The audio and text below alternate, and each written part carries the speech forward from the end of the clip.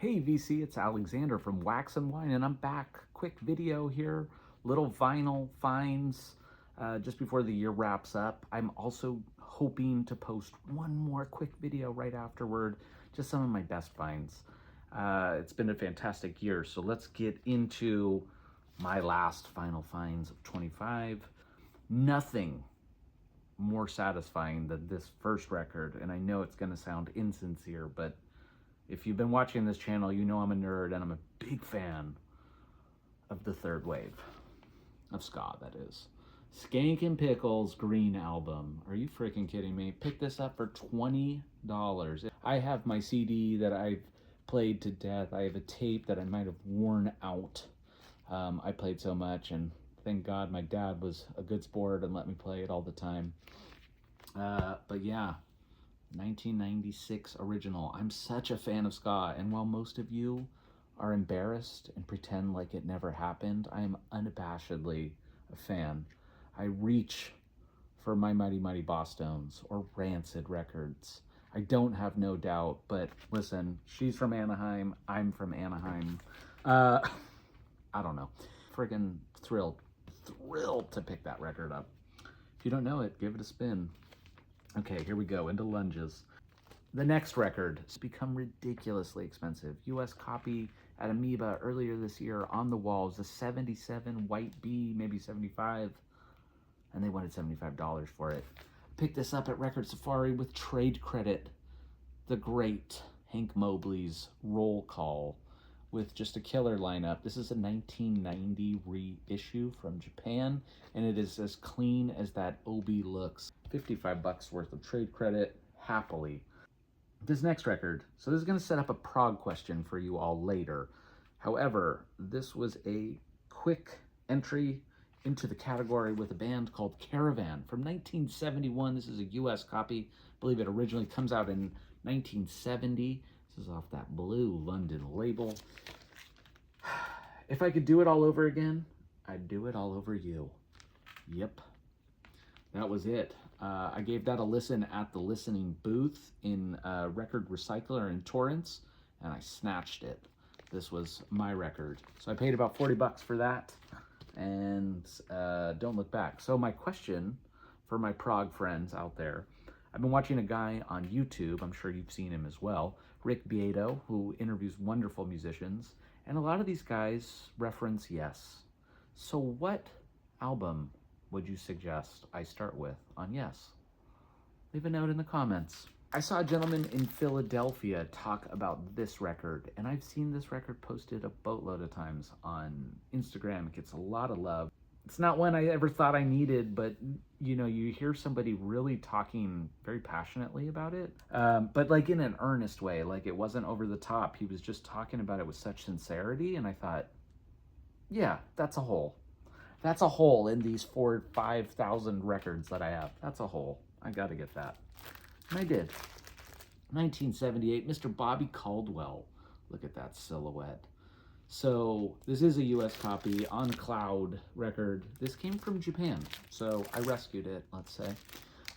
It was an eBay online sale, and the only issue when you're buying from Japan is you need to couple the records. So I paid $14, but we all know that it's expensive to ship it back to the United States, so you want to couple it. So what did I couple it with?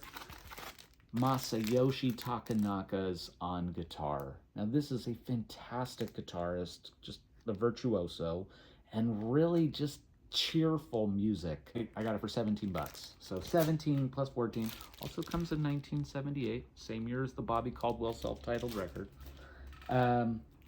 Plus 25 to ship. So it's about as good as I'm gonna do unless I picked up a third record, and I didn't. But very happy to have those, but the Bobby Caldwell, to me, it feels good. Let's talk about promotional copies. Let's talk about Wutkin Brown.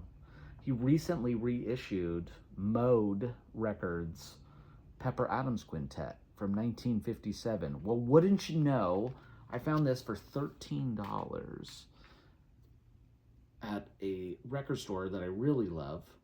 It has taped seams everywhere, so that's probably why I got the discount. This is off Interlude, So this comes out in 1959, so it's a reissue of the 57 mode record. It's the same record. It's a stamped promotional copy, but this is just beautiful straight ahead jazz. And while the jacket does look VG, or I would grade it VG, the record is VG plus to excellent, like almost never played. So fantastic.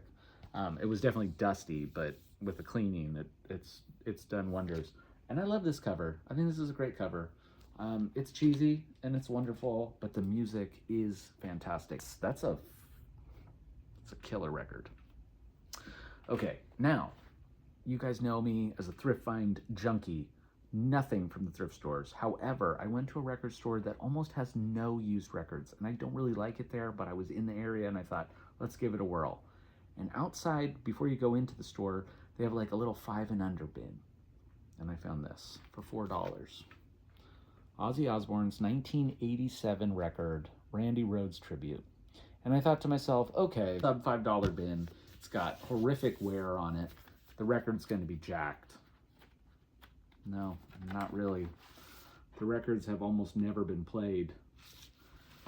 So yeah, for $4, I took that. But to balance it out, because I did feel shitty, it's like, I don't know why these people put this in there for $4, but I'll take it. I found this, and I spent real money, north of $100.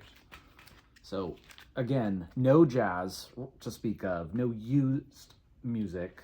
Maybe you could find yourself like a Grover Washington record, something along those lines.